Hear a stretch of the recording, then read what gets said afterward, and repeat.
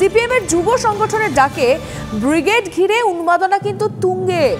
শহরতলি জেলা থেকে ব্রিগেডমুখী বাম কর্মী সমর্থকরা শহরের বিভিন্ন প্রান্ত থেকে মিছিল করে সমাবেশ যোগ দেবেন ডিওয়াইএফআই কর্মীরা। ইতিমধ্যে বিভিন্ন জায়গা থেকে রওনা দিতে শুরু করেছেন, গিয়েওছেন ডিওয়াইএফআই এর কর্মীরা। যেমন বিভিন্ন জেলার ছবি আপনাদেরকে দেখাচ্ছি, তেমনই দেখাচ্ছি কিন্তু আমাদের মানে একদম বিভিন্ন প্রতিনিধিরা যেখানে যেখানে ছড়িয়ে রয়েছেন সেই সমস্ত জায়গার ছবি, মানে যেখানে কর্মীরা আসছেন, যেখান থেকে মিছিল শুরু হবে। চলুন একটু নজর রাখি, কথা বলি আমাদের রিপোর্টারদের সঙ্গে। এই মুহূর্তে সুমন মহাপাত্র রয়েছেন একেবারে ব্রিগেড প্যারেড গ্রাউন্ড থেকে, এবং বারাসাত থেকে রয়েছেন আমাদের প্রতিনিধি দীপঙ্করের কাছ থেকে যাব এবং জানার চেষ্টা করবো যে ইতিমধ্যেই কর্মীরা বেরোতে রওনা দিতে শুরু করেছেন এবং তাদের মধ্যে কতটা মানে এক্সাইটমেন্ট কাজ করছে, তারা কি শুনতে চাইছে এই ব্রিগেড নিয়ে, তাদের মধ্যে কি আশা প্রত্যাশা রয়েছে দীপঙ্কর?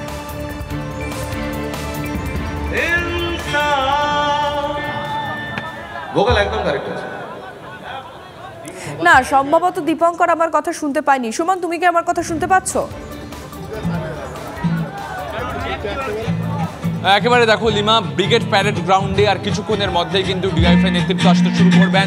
মীনাক্ষী মুখোপাধ্যায় যে ক্যাপ্টেনকে কেন্দ্র করে একটা উন্মাদনা তৈরি হয়েছে সিপিআইএম সমর্থকদের মধ্যে, তারা কিন্তু সেই ক্যাপ্টেনের বার্তা শুনতে আসবেন, সেলিম বক্তব্য রাখবেন। আমি দেখাতে বলবো ইতিমধ্যেই কিন্তু প্রোগ্রাম শুরু হওয়ার আগে, বক্তব্যের আগে কিন্তু গান শুরু হয়ে গিয়েছে এবং যেভাবে আমরা জানি যে সিপিএমের ব্রিগেড, তার আগে একটা গণসঙ্গীতের অনুষ্ঠান হয়, সেই অনুষ্ঠানগুলো শুরু হয়েছে। পাশাপাশি আমি দেখাবো যে প্রচুর সমর্থক তারা কিন্তু এই ব্রিগেডের আকর্ষণে প্রত্যেকবার এই ব্রিগেড প্যারেড গ্রাউন্ডে আসেন। এবার তারাও এসছেন এবং তোমাকে যেটা বলে দিই, তারা মোটামুটি 3টে লাইনে ফোকাস করছেন। প্রথম লাইন কাজ ও শিক্ষার অধিকার বুঝে যাও, দ্বিতীয় লাইন দুর্নীতি বাঁচাও, দাঙ্গাবাজ হাঁটাও, পরের লাইন দেশ বাঁচাও, রাজ্য বাঁচাও। তুমি দেখতে পাচ্ছ যে ইনি প্রত্যেক বছর কিন্তু ব্রিগেড প্যারেড গ্রাউন্ডে আসেন, এই ছবিটা কিন্তু মনে থাকবে। তিনি এবারেও কিন্তু ব্রিগেড প্যারেড গ্রাউন্ডে চলে এসেছেন গতকাল থেকে এবং তিনি এখানে এসে কিন্তু ব্রিগেডের ময়দানে কর্মী সমর্থকদের সাথে মিশে ব্রিগেডের উত্তাপ গ্রহণ করছেন। আপনি কবে এলেন? আমি 4 তারিখ এসেছি। 4 তারিখ এসছেন? কতদূর থেকে এলেন? হালিশহর থেকে। হালিশহর থেকে 4 তারিখ থেকে চলে এসছেন ইনি, এবং পাশাপাশি তোমাকে সেই ছবিটা দেখাবো যে ব্রিগেড প্যারেড গ্রাউন্ডে আস্তে আস্তে কিন্তু মানুষ আসতে শুরু করেছেন। কিছুক্ষণের মধ্যেই মীনাক্ষী মুখোপাধ্যায়, মোহাম্মদ সেলিম সহ অন্যান্য নেতৃত্বরা এখানে এসে পৌঁছাবেন। তার আগে যে চূড়ান্ত পর্বের প্রস্তুতি, সেই প্রস্তুতি চলছে। ব্রিগেডকে কেন্দ্র করে লোকসভা ভোটের আগে বাম সমর্থকরা চাইছেন একটা রাজনৈতিক বার্তা পেতে, জোট নিয়ে কি হবে, এছাড়া অন্যান্য যে ইস্যুগুলো রয়েছে সেটা পার্টি লাইন কি, সেই কথাগুলো কিন্তু তারা বুঝে নিতে চাইছেন। তার জন্যই কিন্তু ব্রিগেড প্যারেড গ্রাউন্ডে ইতিমধ্যে কিন্তু প্রচুর মানুষ আসতে শুরু করেছেন। লিমা, একেবারে ব্রিগেড প্যারেড গ্রাউন্ডের ছবি দেখলাম, সুমন আমাদের প্রতিনিধি একেবারে লাইভ সেখানকার ছবিটা তুলে ধরলো। তবে তার পাশাপাশি যে ছবিটা দেখাতেই হচ্ছে সেটা হলো বিভিন্ন জেলা থেকে কিন্তু এখন ব্রিগেড এই মুহূর্তে গন্তব্য বাম কর্মী সমর্থকদের। আমরা বিভিন্ন জায়গার ছবি আপনাদেরকে দেখাচ্ছি হিঙ্গলগঞ্জ, আমরা দেখাচ্ছি খড়গপুর এবং বর্ধমানের ছবি, যেখান থেকে প্রচুর কর্মী সমর্থকরা তারা কিন্তু রওনা দিয়েছে ব্রিগেডের উদ্দেশ্যে। একটু বারাসাতে নজর রাখি, সেখান থেকেও ইতিমধ্যেই অনেক কর্মী সমর্থক রওনা দিয়েছে, আবার কেউ এখন রওনা দিচ্ছেন। কিন্তু তাদের মধ্যেই মুহূর্তে ব্রিগেড নিয়ে কি আশা রয়েছে, কি শুনতে চান তারা, কি চলছে তাদের মনের মধ্যে, একটু জানার চেষ্টা করে দীপঙ্কর রয়েছেন সেখান থেকে, বারাসাত থেকে। দীপঙ্কর, দেখো একদমই, যারা অনেক দূর থেকে বেরিয়েছেন তারা এই যশোর রোড ধরে অনেক আগে থেকেই আমরা দেখছি একটার পর একটা বাস যেমন যাচ্ছে, আবার যারা হৃদয়পুর, বারাসাত এই সমস্ত জায়গা থেকে যাবেন তারা তৈরি হয়ে গেছেন। এবং এই যে বাস দেখতে পাচ্ছ হৃদয়পুর মোড়ে, এই হৃদয়পুর মোড় থেকে 2টি বাস এখানে আছে এবং বারাসাতের আরও বিভিন্ন প্রান্ত থেকে অনেকগুলো বাস যারা একত্রিত হচ্ছেন এবং একত্রিত হয়ে তাদের নির্দিষ্ট টাইম 10:30 সেই টাইমে পৌঁছে যাবেন। এবং আমরা জানার চেষ্টা করব কি বার্তা নিতে যাচ্ছেন আজকে। 50 দিনের ইনসাফ যাত্রা, আমাদের রাজ্যের গ্রাম শহর কাঁপিয়ে ইনসাফ চাওয়ার জন্য আজকে ব্রিগেডে আমরা যাচ্ছি। আমাদের প্রধান দাবি হচ্ছে, দুটো প্রতারক সরকারকে আমরা আর চাইছি না, রাজ্যের মানুষ আর চাইছে না।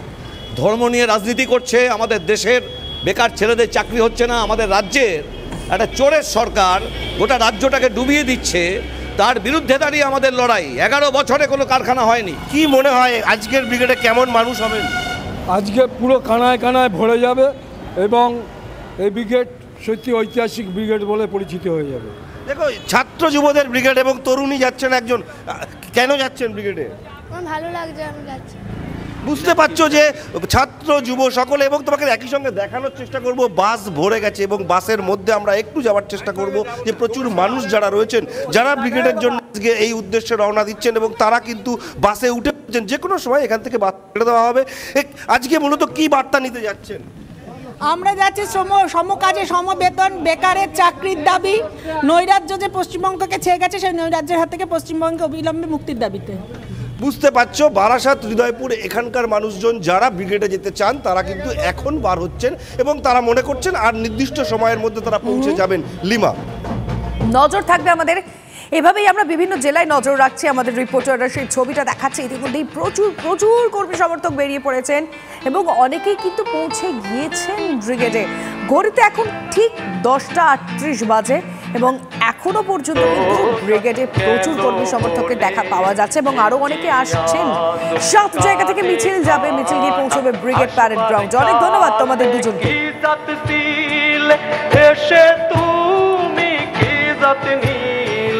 আসবার কালে কি জাত ছিল, এসে তুমি কি জাত নীল, কি জাত হবা যাবার কালে, কি জাত হবা,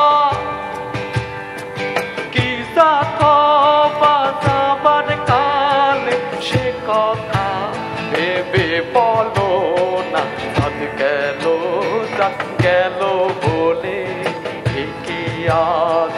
কাটে খানা, সত্য কাজে কেউ নয় রাজি, সত্য কাজে কেউ নয় রাজি, সবই দেখি টানা না না, সাথ গেল বলে একে আজ কাটে খানা।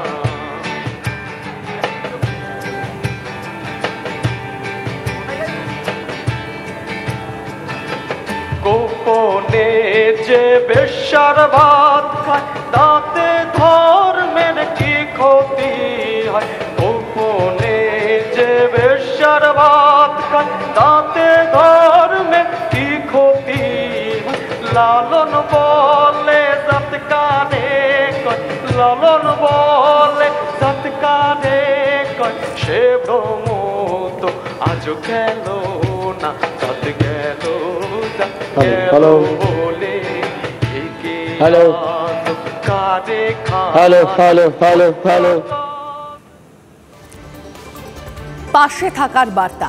ব্রিগেড সমাবেশের আগের দিন বাম কর্মী সমর্থকদের জন্য খাওয়ার ব্যবস্থা, শহরতলির সমর্থকদের বাড়িতে খাবারের ব্যবস্থা, প্রায় 20,000 সমর্থকদের থাকার ব্যবস্থাও করা হয়। সেই ছবিটা দেখাবো আপনাদের।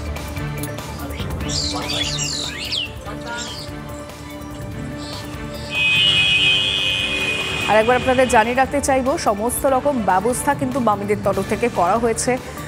প্রথমেই যেটা বলা হয়েছে পাশে থাকার বার্তা। ব্রিগেড সমাবেশের আগের দিন যারা বাম কর্মী সমর্থকরা যারা দূর থেকে এসছেন তারা কিন্তু এখানে এসে সব রকম যাতে কোনো রকম কোনো অসুবিধা না হয় সব ব্যবস্থাই কিন্তু বামেদের তরফ থেকে তৈরি রাখা হয়েছে। তাদের থাকার জন্য, তাদের খাওয়ার জন্য সমস্ত রকম ব্যবস্থা। শহরতলির সমর্থকদের বাড়িতে খাবারের ব্যবস্থা করা হয়েছে। প্রায় 20,000 সমর্থকদের থাকার ব্যবস্থা হয়েছে।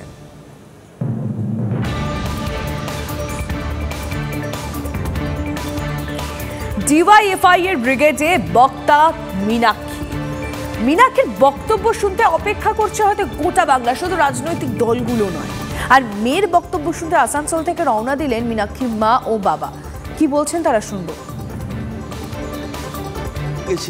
কোলফিল্ড এক্সপ্রেসে তিনি যাবেন মীনাক্ষী মুখোপাধ্যায়ের মা, মহিলা জেলা কমিটির সদস্য পারুল মুখোপাধ্যায়।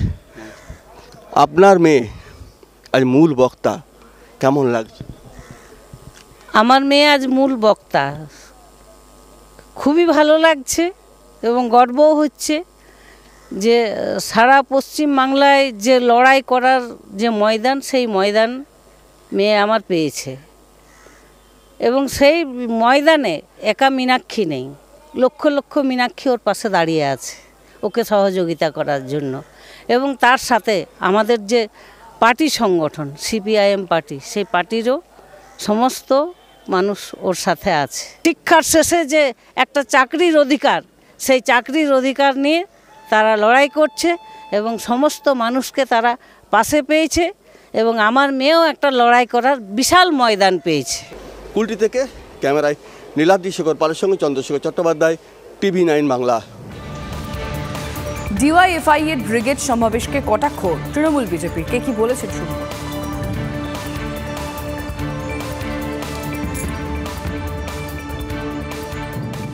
বামপন্থীরা তাদের লাইন থেকে অনেক আগে সরে গেছে। মীনাক্ষী বলবে তৃণমূল চোর, বিজেপিকেও বলে ঠিক আছে তৃণমূল চোর, ভাইপো চোর, চোর ধরো জেল ভরো। আর মীনাক্ষীর জ্যাঠা সীতারা নিয়ে চুরি, পাটনাতে, বাঙ্গালোরে, মুম্বাইতে, দিল্লিতে একসঙ্গে বসে বিরিয়ানি খাবে, লোক দেখছে। দিল্লিতে পিসিআর ভাইপো হচ্ছে সাধু আর পশ্চিমবঙ্গে চোর। এই দুরকম কথা বললে কে বিশ্বাস করবে? এদেরকে কেউ বিশ্বাস করবে না। লোক বিজেপির জন্য অপেক্ষায় আছে। 34 বছর সিপিএম কে দেখেছে, তাই বদলে দিয়ে তৃণমূলকে এনেছিল। তৃণমূলকে দেখে নিয়েছে, তৃণমূল গম, আটা, ব্যালট পেপার, পায়খানা সব খায়, তাই তৃণমূলও যাওয়ার পথে। শুভেন্দু অধিকারীর বাড়িতে শিশির অধিকারী আছেন, তিনি কোন রাজনৈতিক দলে আছেন সেটা ভালো করে বোঝা যায় না। আর তার উল্টো দিকে আমাদের ইনসাফ যাত্রায় হেঁটেছেন শালকু সোরেনের মা চিতামণি সোরেন, সেই 2008-9-এর শহীদ, এখনও 23 সালে দাঁড়িয়ে লড়াইটা করে যাচ্ছেন। ফলে ওই যে নীতিহীনতা, আদর্শহীনতা, আজকে এদিকে থাকবো কালকে ওদিকে থাকবো, নিজের আখেরটা গুছিয়ে নেব, এই নীতিহীনতার বিরুদ্ধে কথা বলার জন্যই তো ব্রিগেড।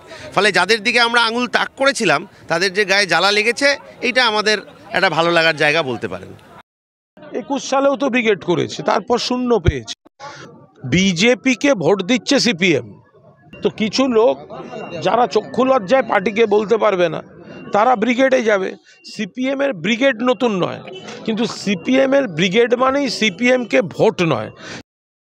ও ডিআইএফআই ব্রিগেড তো বিধানসভা ভোটের আগেও করেছিল, বামফ্রন্টের ব্রিগেড হয়েছিল, একটা সিটও তো জোটেনি, 9-7 কোনো রকমে কাপড় বাঁচিয়েছিল। তৃণমূল সাথে গঠবন্ধন করে এরা চলবে সেন্ট্রালে, আর এখানে এসে মারামারি করবে, এটা তো চলতে পারে না। এখানে কুস্তি, দিল্লিতে দোস্তি, আর গোটা দেশে মস্তি, এ মডেল বাংলার মানুষ নেবে না। আগে ব্রিগেড করেছিলাম, বামপন্থীরা ভরিয়েও দিয়েছিলেন, কিন্তু একটা সিটও জিততে পারেননি। তো টিএমসি তো করেইনি ব্রিগেড, বিজেপি করেছিল। তো ব্রিগেডে করাটা বামপন্থীদের একটা ঐতিহ্য আছে বহু বছর ধরে, যতদিন পার্টি আছে এটা চেষ্টা করবেন ওনারা।